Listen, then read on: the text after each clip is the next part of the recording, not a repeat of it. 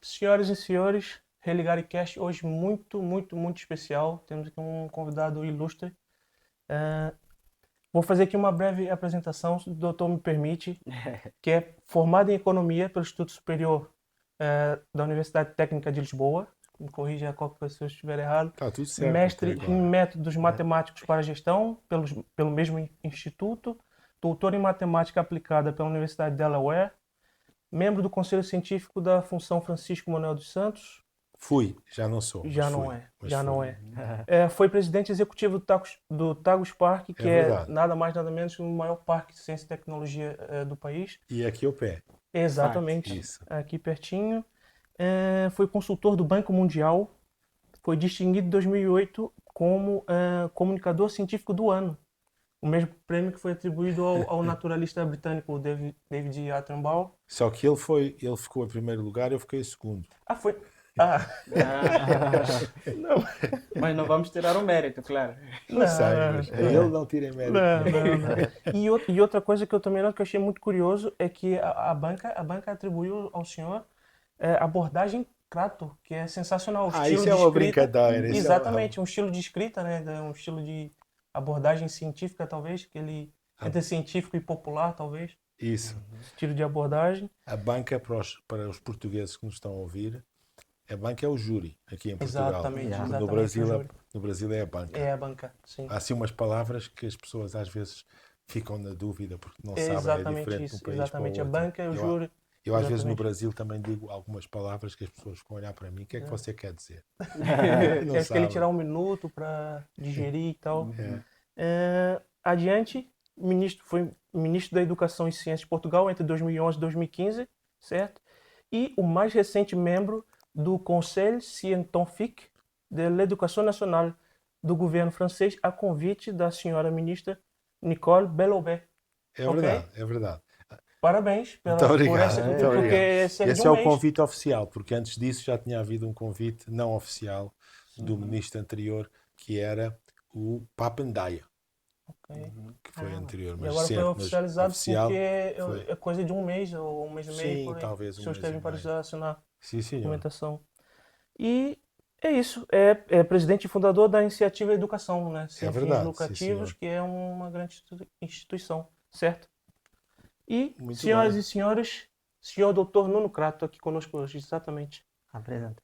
Muito obrigado. Então, conforme o nosso combinado, eu queria perguntar para o senhor, para dar início na nossa conversa, quais influências o senhor teve, porque o senhor é notoriamente conhecido como um comunicador científico, além de outras atribuições, claro.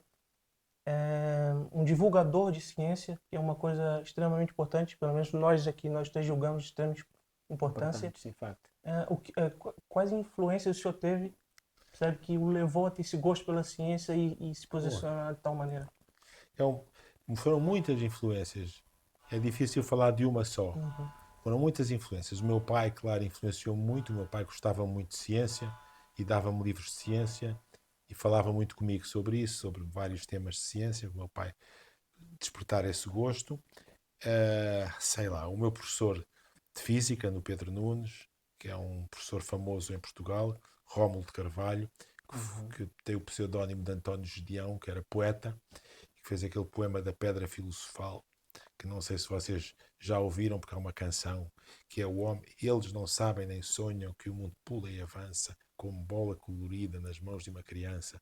É assim Uau. um Caramba, poema muito Pedra grande, muito, muito, Filosofal. muito Só esse trecho conhecido. dá vontade de saber mais sobre. Dá vontade de saber mais. O É. António Gedeão, vocês. E ele era um professor de física muito, muito austero, mas era muito simpático ao mesmo tempo.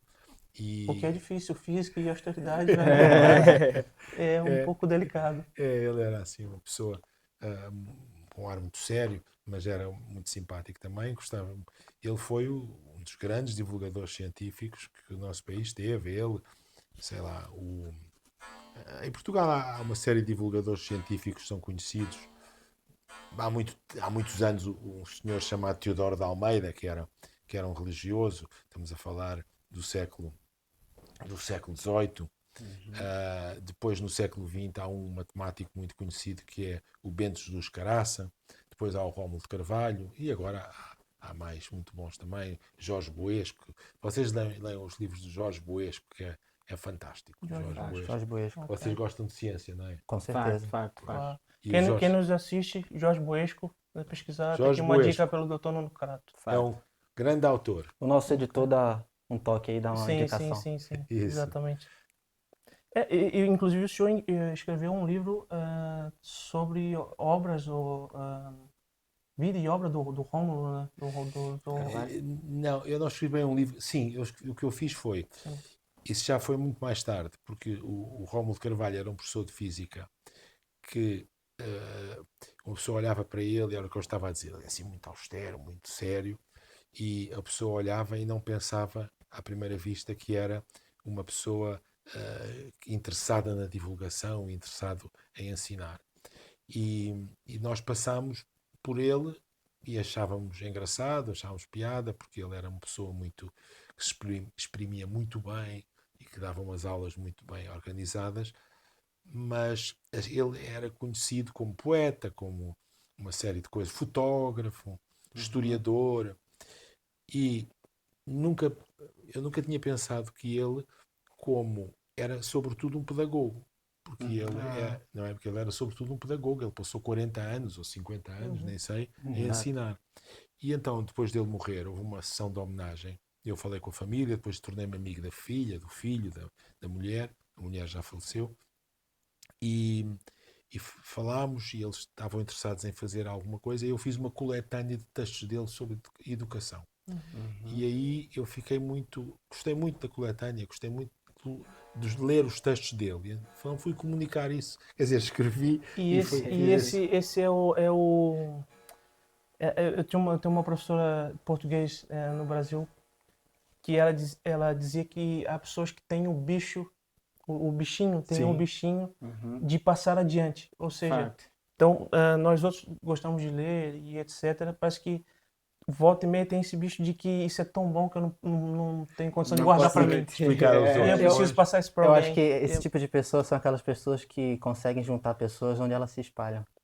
Pois é capaz Mais ou disso. menos. Eu acho que é isso. É.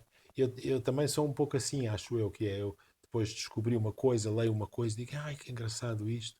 E gosto de falar com as pessoas sobre isso e mostrar. Não sei quando é que vocês vão publicar este programa, mas este fim de semana vou fazer uma conferência. Vocês imaginam, vocês até se vão rir. No Museu de Sintra, em Odrinhas, sobre relógios de sol. Sério? Ah, sério? Relógios de sol. Caramba! São, Genial. e relógio de sol tem o ponteiro, tem, Sim. não é? E depois marca as sombras. E Arcaico, foi uma coisa que eu. Arcaico já não existe, já não. Mas as pessoas às vezes gostam de pensar naquilo, dos relógios de sol e tal. Eu vou lá fazer uma conferência ao museu sobre os relógios de sol. E eu também, o que aconteceu comigo foi, eu comecei a ver relógios de sol e comecei a perguntar a mim próprio, porque às vezes não há muitos, mas às vezes há uns relógios de sol, só olha para a hora e diz, o relógio diz 4, mas são 3. Como é que Não, ou são 2h30? Porquê? O que é que se Será que passa? já fizeram com horário de verão já naquela época? Já adicionaram horário de verão, uma coisa do tipo? Na altura não havia Será que eles nada. faziam reajuste todo no final do ano? Não. Não, o relógio de sol marca a hora solar verdadeira, ou seja, marca mesmo o movimento do sol.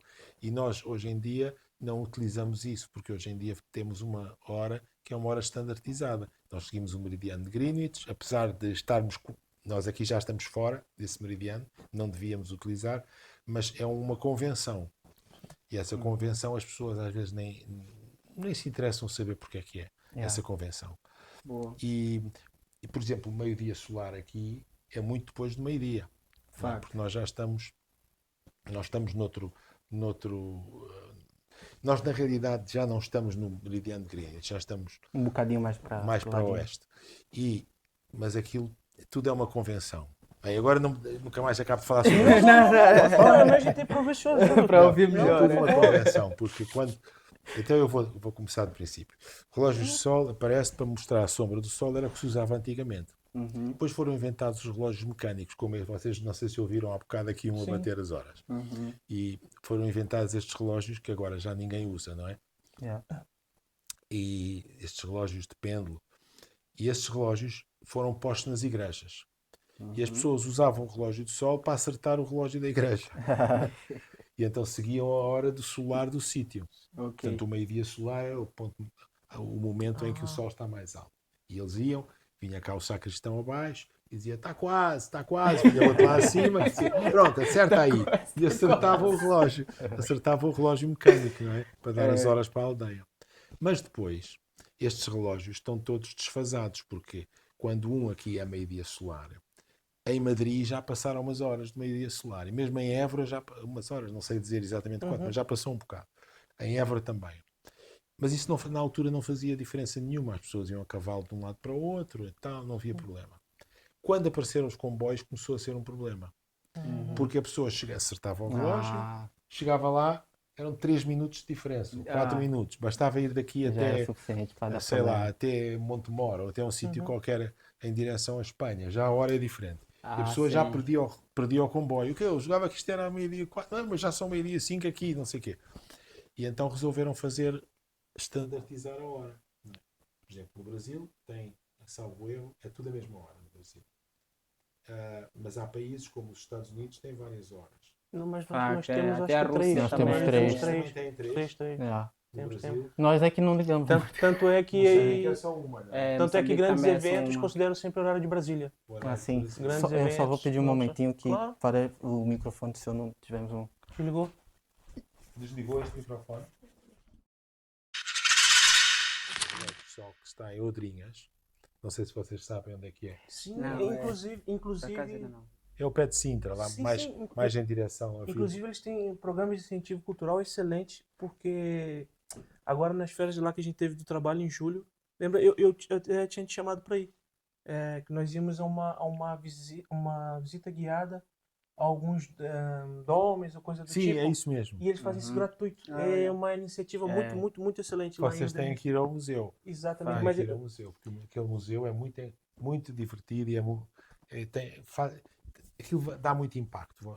Então, quando a pessoa sai, tem a entrada e depois entra de repente na outra área, você. Por acaso eu, o Saulo, Na porque área eu e o dos- Léo, nós costumamos ir muito às exposições de É. arte, museus. É uma iniciativa que eu vejo que, comparando com Moçambique, como o doutor já lá teve, é de se louvar, né? Pois Temos é. plataformas e lugares em que nós podemos não só retroceder no passado e também ter perspectivas para o futuro. Isso. E também, como o doutor Nuno Crato é uma figura relevante, Não sou né? nada figura.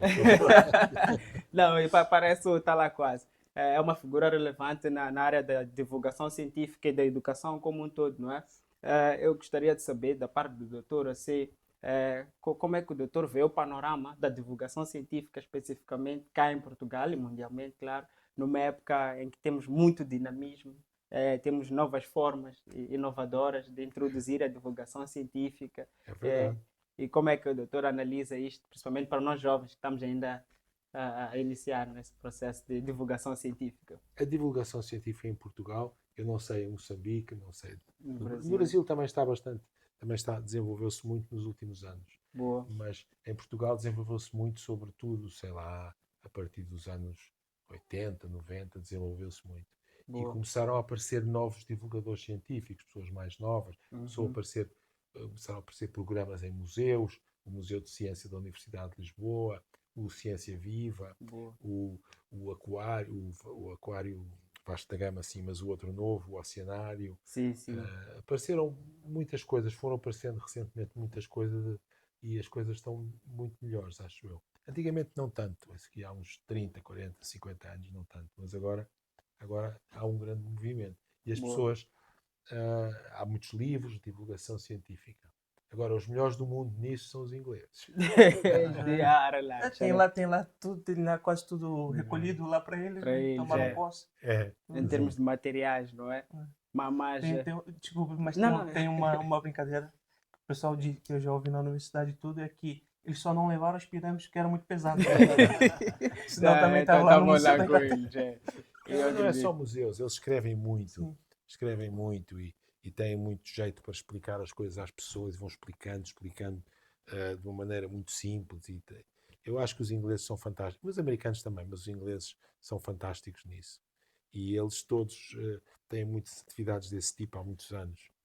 Portanto, se vocês lerem se quiserem ler livros dos divulgadores científicos ingleses, eu acho que há uma série deles muito bons.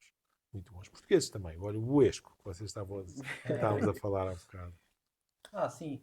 O que eu queria perguntar para o senhor seria no âmbito de como é que foi para o senhor sair de um professor e chegar num patamar e ter uma visibilidade tão grande no governo, mas eu digo como você está lá, como é que é pegar na massa, literalmente, as coisas e começar a fazer no sentido, tipo, reuniões, cobrança, críticas, como é que o senhor É lidou uma com vida isso? completamente diferente.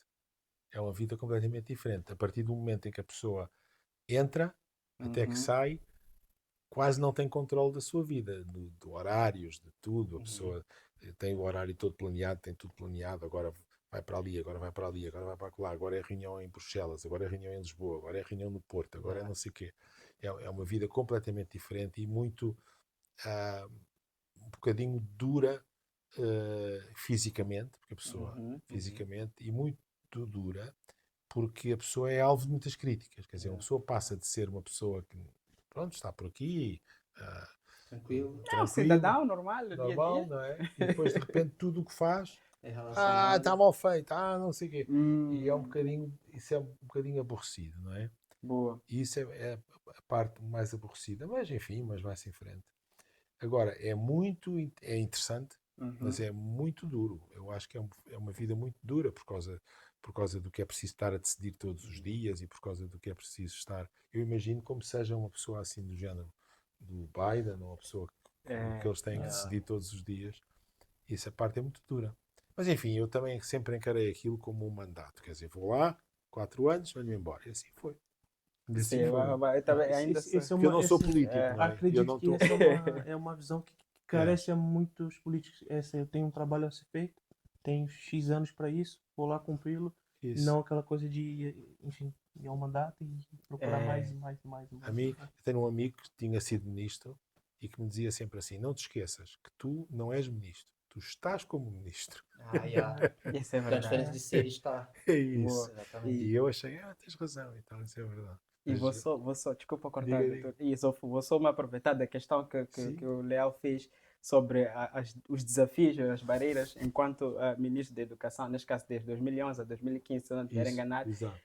Quais foram as principais barreiras encontradas, não no sentido pessoal e físico, não que sejam irrelevantes, claro que são, de facto, mas no terreno como tal? Porque o Dr. Nuno Crato é conhecido por introduzir no seu mandato um sistema, um pensamento de educação de rigor, avaliações mais estruturadas, pensando mais no aluno como A um tal, né? qualidade de Sim, formação, sim. certo? E exatamente a dificuldade de fazer chegar a sua intencionalidade na prática e também fazer chegar essa educação de qualidade e rigor até às populações mais desfavorecidas de Uhum, Portugal. uhum. Assim, as barreiras mais encontradas que o marcaram durante essa caminhada, pelo menos.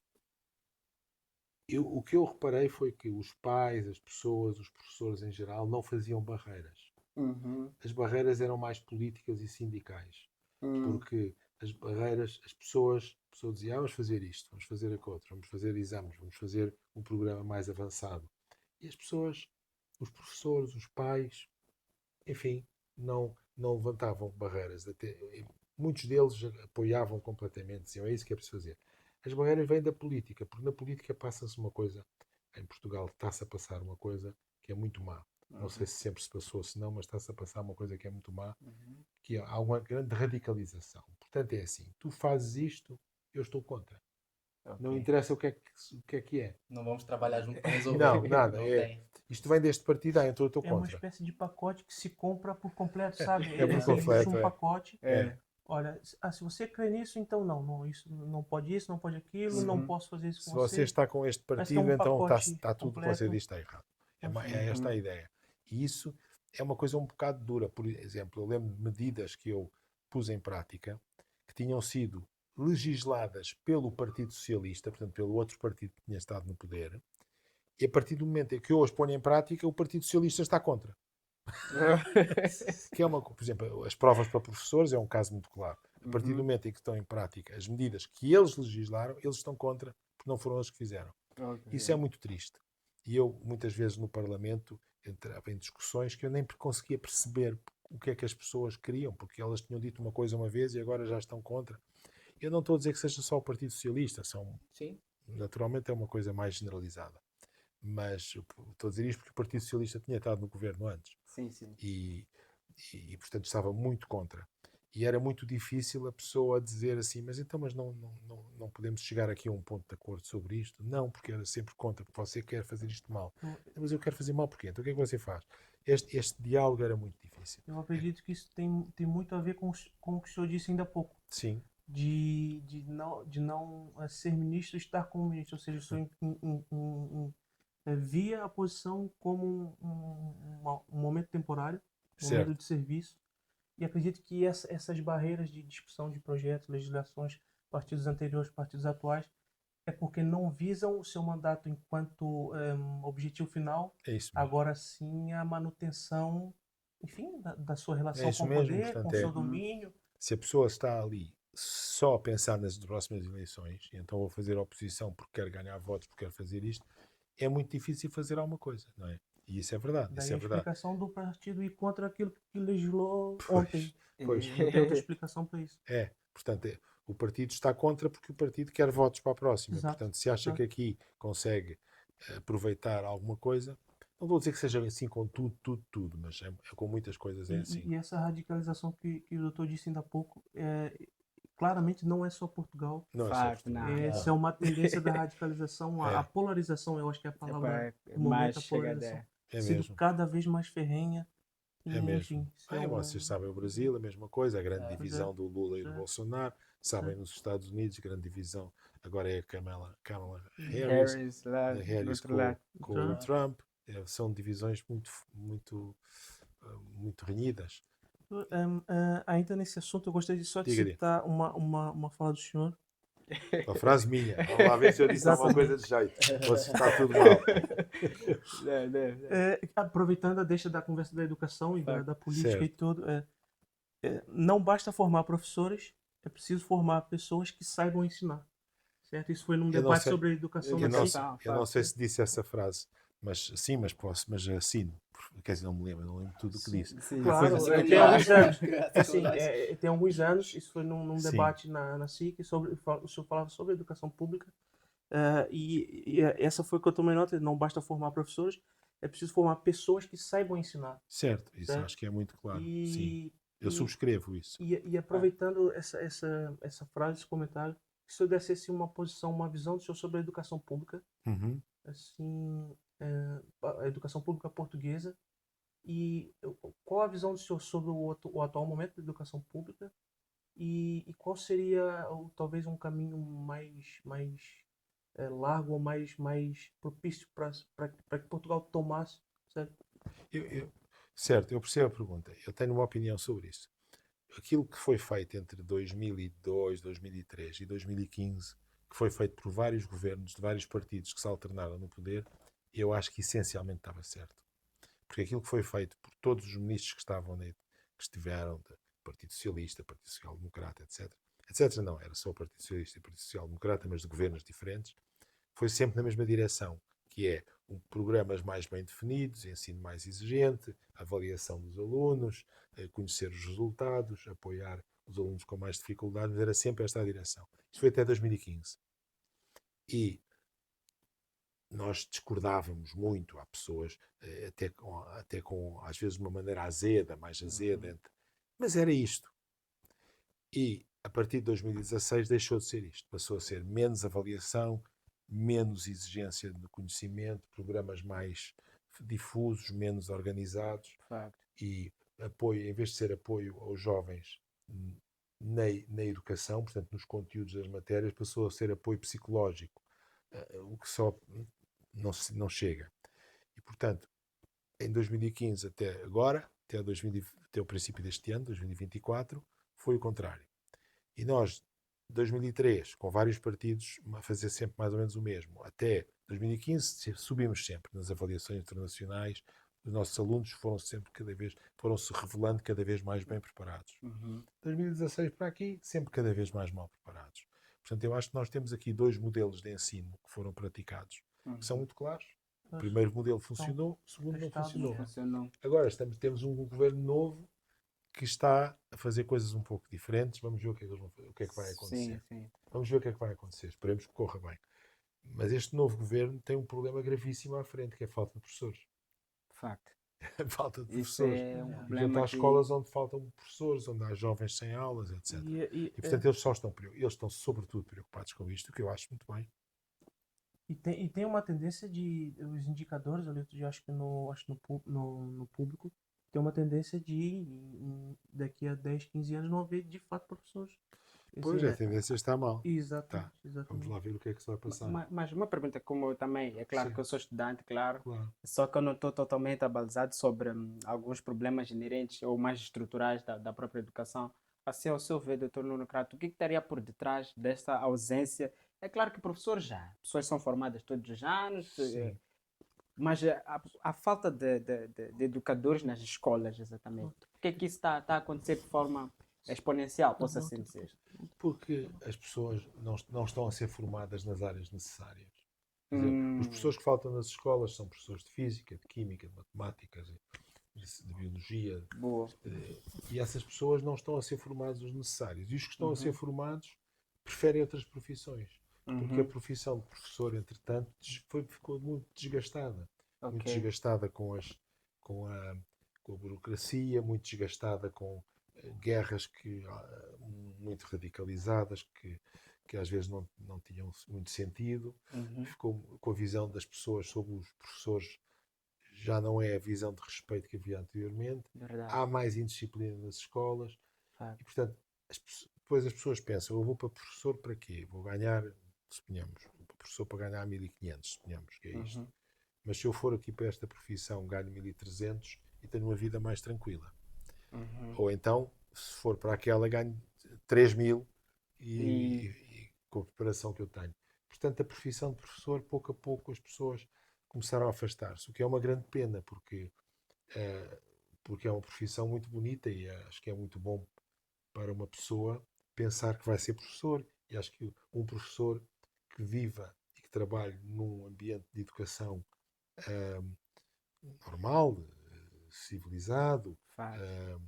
com disciplina na aula, com bons colegas, com boas condições, é uma pessoa que gosta muito daquilo que está a fazer, porque se sente recompensada, porque vê o Joaquim, que Uhum. não sabia ler, e daqui a bocadinho já sabe ler, e depois vê a Joana, que não Não sabia sabia escrever, escrever, que já agora sabe já está a escrever o próprio escrever, nome, o talvez. próprio nome. E, É. portanto, é uma coisa que recompensa muito o professor. Eu acho que o professor se sente muito bem com isso.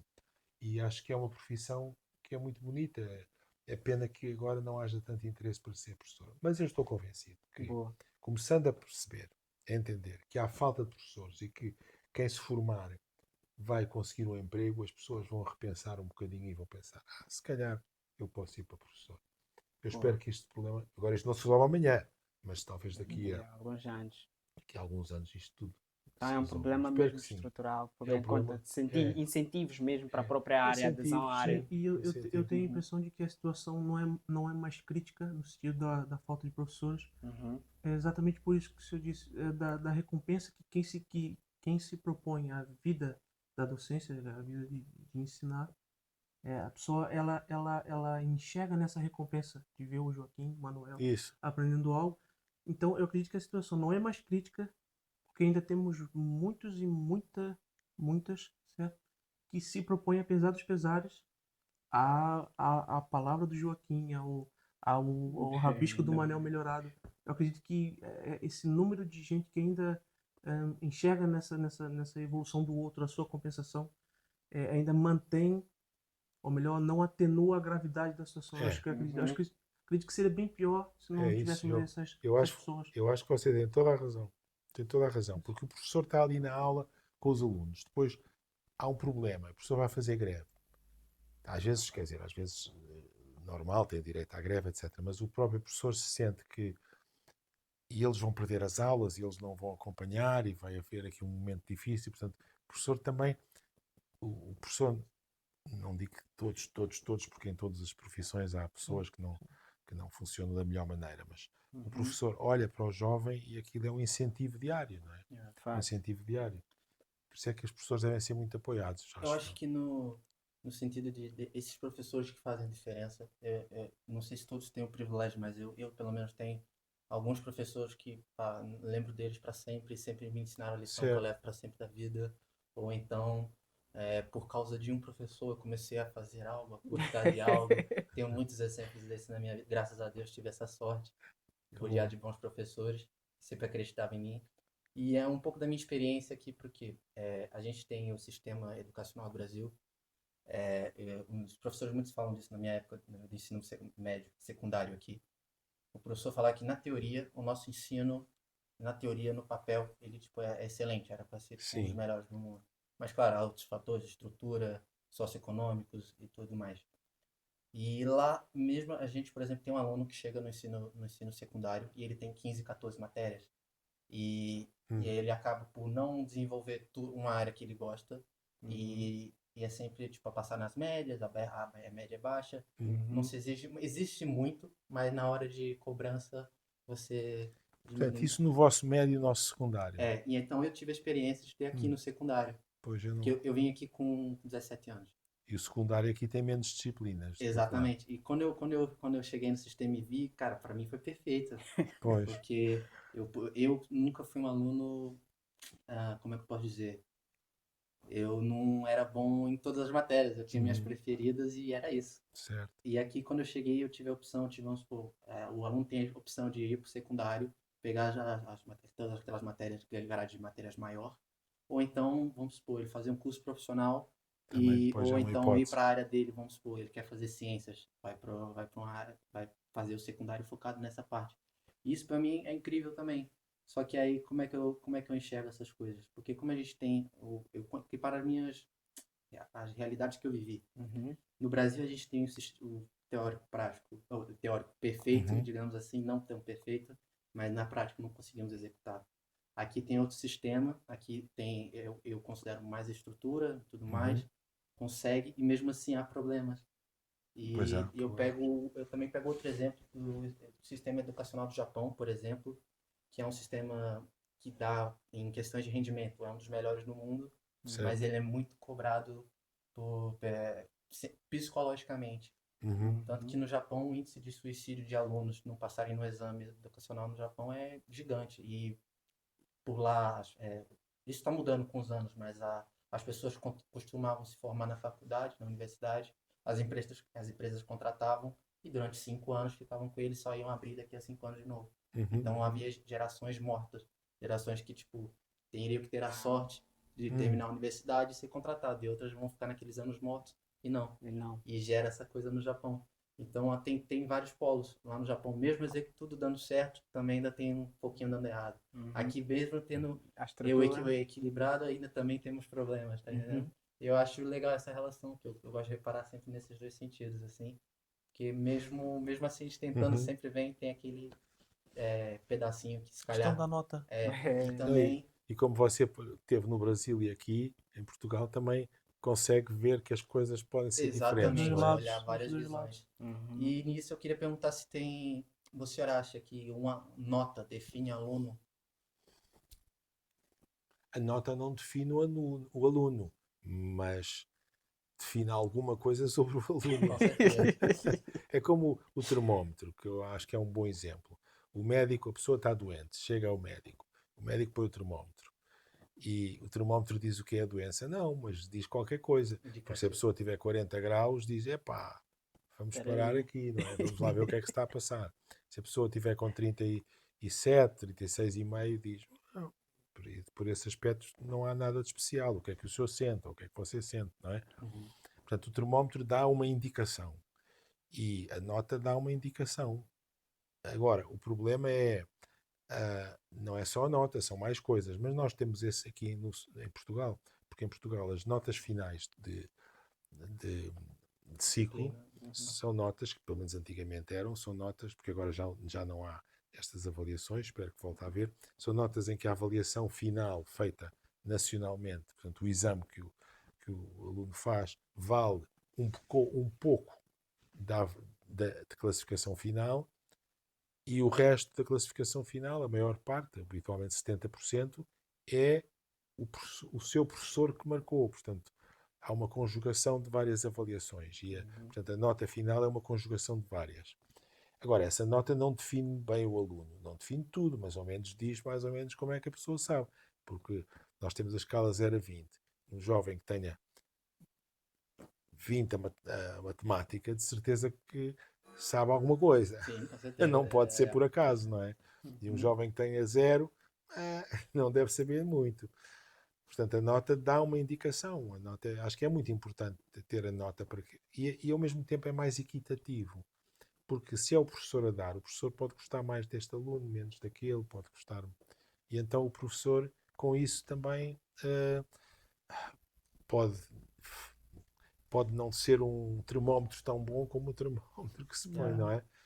Eu só queria fazer mais uma, Diga, que diga. é se o senhor, como matemático, se o senhor tem algum número, alguma sequência, alguma fórmula que tem sempre um lugar na sua cabeça, Uma um número predileção. favorito. Não. Não tem? Uma predileção. Poxa.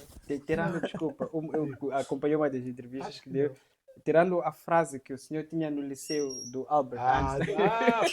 Pois é, isso era uma boa frase. Eu O- gostava muito dessa frase do Einstein. Top, top. Do E de facto é uma frase que nos faz repensar muito no nosso dia a dia. Porque há quem pense que a matemática é uma ciência exata, mas que aborda sobre conceitos abstratos, Sim. enquanto ela está retratada em tudo que nós vemos no dia a dia. É Que verdade. é a dita perfeição da matemática nas coisas do dia a dia, não é? É E verdade. é a frase que o doutor adora. Eu também, a partir Eu dessa também gosto entrevista, dessa frase.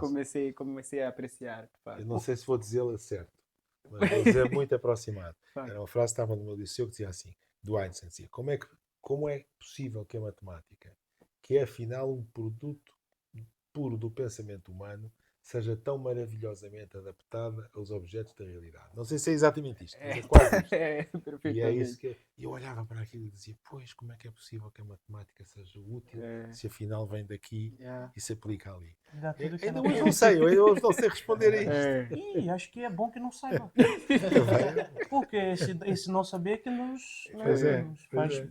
pesquisar, por mais, procurar. não é? Eu sei dar algumas respostas, mas dizer assim, isto é assim. Não, não. E o próprio Einstein também estava ali Sim. preocupado com este problema. Ele tem várias frases em que ele mostra: será que o mundo podia ser diferente daquilo que nós pensamos? Ou seja, será que, claro que há coisas que nós pensamos porque o mundo é assim e observamos, Fato. mas depois ele diz: será que o universo podia ser totalmente diferente?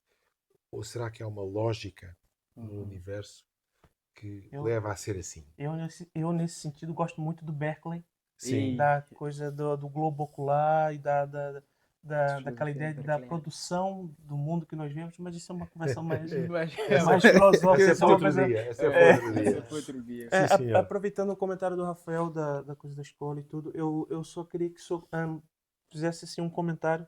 Se o senhor tem uma memória dos tempos de escola, algo que Tenho. marcou o senhor. Que me marcou tanta Como assim? coisa, sei lá. Se eu escolhesse uma coisa, assim, tal como eu tenho uma professora, por exemplo, de literatura, que me forçou a ler Machado de Assis, e hoje eu E acho fez muito bem. e hoje eu acho que eu posso dizer que não acho que não tem um livro do Machado de Assis que eu não li por culpa É dela. sério? Sério. É sério. Então, O Machado de Assis é assim, tão divertido. na altura eu nunca imaginei que aquela forçação, Sim. né, poderia ter resultado. E sou muito grato por essa professora Rosiane Pereira Lima, ela assistir.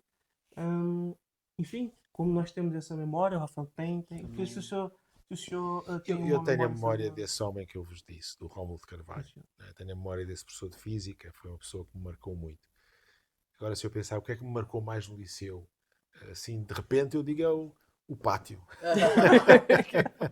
É o pátio. é o pátio, Quando é. a aula acabava e nós íamos todos para o pátio. Tenho muito essa memória do barulho, daquela coisa toda. Mas claro que a memória que fica mais é a memória educativa é do Rómulo de Carvalho. E o senhor sempre foi bom em matemática? Razoável. Não razoável. A matemática tem uma coisa que eu gostava muito, que é o seguinte. Eu sabia a nota que ia ter. Quer dizer, eu estudava um bocadinho e dizia, isto já dá para o 14. Mas eu sabia que se estudasse um Excelente bocadinho método, mais... excelente método. Eu sabia que se estudasse um bocadinho mais tinha 16. Estudasse um bocadinho mais tinha 18. Excelente método. E eu em inglês nunca sabia. Português nunca sabia. Quer dizer, eu sabia que se estudasse mais ia ser um bocadinho melhor, mas não sabia.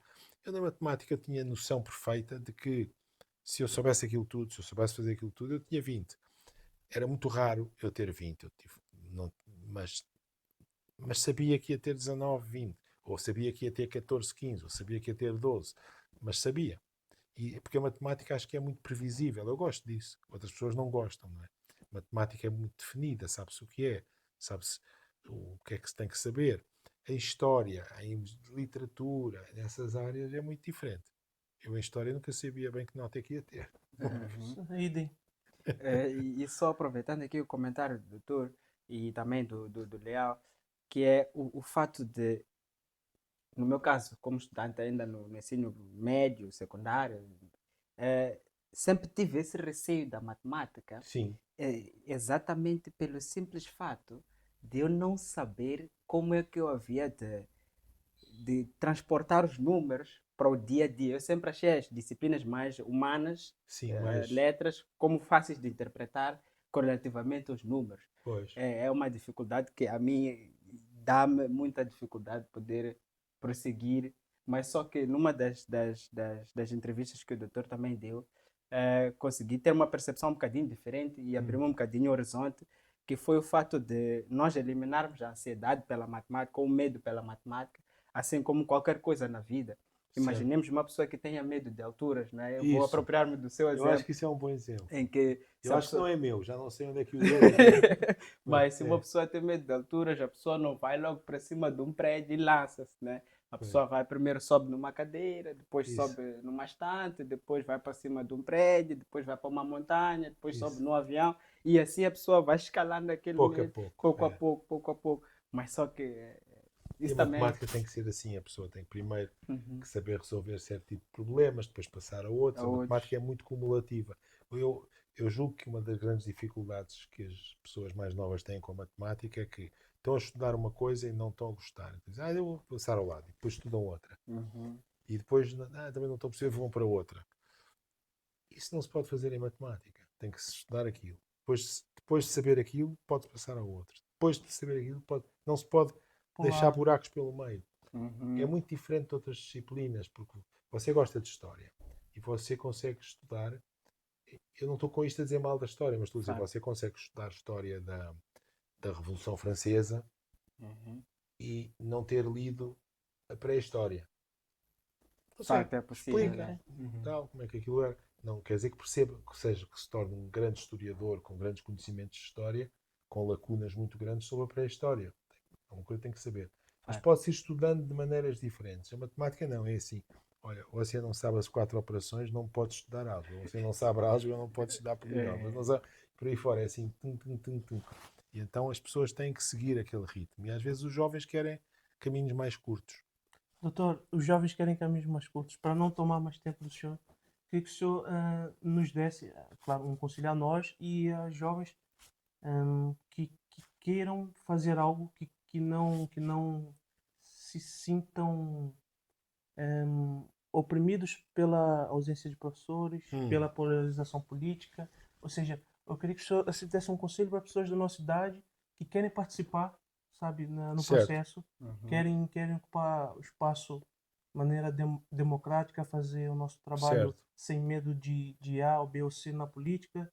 Ou seja, que nós tenhamos liberdade eu quero ser Eu professor, percebo. vou ser professor. E que o senhor desse um conselho para nós. Eu sei lá dar conselhos. Eu posso dizer 2 ou 3 coisas. Mas não sei. É muito difícil. Eu posso dizer 2 ou 3 coisas. Aliás, se calhar só 2. Uma é não desistam. E outra é preparem-se. Ou seja, quanto mais você se preparar, depende, pode ser matemática, pode ser física, pode ser história, o que quer que seja. Machado de Assis. Quanto mais você se preparar, melhor. Pode parecer que não é útil agora, mas vai ser útil. Então, preparar-se. E não desistir. Trabalhar, sempre. Não sei se são bons conselhos, São, mas são ótimos, Excelente. são os melhor que eu que posso isso. dizer. Senhoras e senhores, eu sou o Saulo Júnior. Eu sou Leal. Alírio Zimba. Tivemos conosco o senhor Dr. Nuno Crato e para nós é uma honra. Eu quero mais uma vez agradecer a oportunidade, porque para o senhor é uma entrevista corriqueira, sou da entrevista aos montes, está habituado. Não. Mas para nós é inimaginável, juro, e quero agradecer aqui à frente do senhor. Em meu nome, em nome do Religar, em nome da Neide que está aqui com a gente. quero agradecer de coração a oportunidade de conversar com uma pessoa Muito obrigado. importante como o senhor, tamanho conhecimento. Para nós é um privilégio e é uma possibilidade que para nós até ontem literalmente inimaginável. E hoje o senhor nos honrou com essa conversa. Fico muito contente. Na casa do senhor, que é uma honra dupla. Não é honra de Poder Deus. ser Eu recebido é que na fico casa muito do contente senhor. de estar com Para você, nós estar foi um com privilégio. jovens que têm para aí menos de 50 anos do que eu.